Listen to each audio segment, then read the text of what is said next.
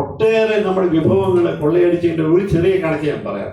ഇന്ന് പത്മനാഭസ്വാമി ക്ഷേത്രത്തിൻ്റെ അവിടുത്തെ നിധിയുടെ ശേഖരം പറഞ്ഞതുപോലെ എനിക്ക് ഉൾക്കൊള്ളാൻ കഴിയുന്നില്ല, അതിൻ്റെ കണക്ക് ഉൾക്കൊള്ളാൻ കഴിയുന്നില്ല. ഏകദേശം 900 ടൺ ഈ സ്വർണമാണ് നമ്മുടെ കോളാർ ഖനികളിൽ നിന്നും ബ്രിട്ടീഷ് ഗവൺമെൻറ് കൊള്ളയടിച്ചു പോയത് എന്നുള്ള പരാമർശമുണ്ട്. നിങ്ങൾ ആലോചിച്ച് നോക്കൂ.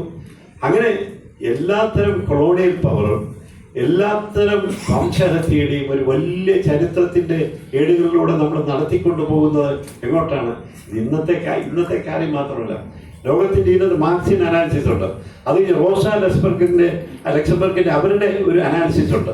അങ്ങനെയൊക്കെയുള്ള എല്ലാ അനാലിസിസും പറയുന്നതാണ് ക്യാപിറ്റലിസം തന്നെ തകർന്നു പോകുന്ന, അതിൻ്റെ ഇന്റേണൽ കോൺട്രഡിക്ഷൻസ് കൊണ്ട് തകർന്നു പോകുന്ന മോഹിച്ചിരുന്ന ഒരു വലിയ മനുഷ്യനായിരുന്നു കാരൽ മാർക്സ്.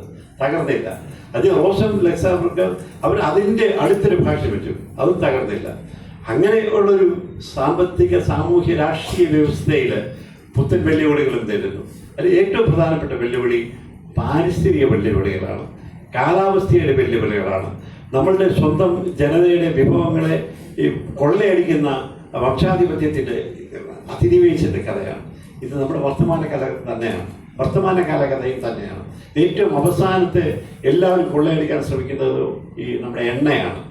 നമ്മുടെ ഭൂമിയിലുള്ള എണ്ണയെ പറ്റിയുള്ള മഹായുദ്ധങ്ങൾ നടക്കുന്നു. സദാം ഹുസൈൻ വധിക്കപ്പെട്ടത്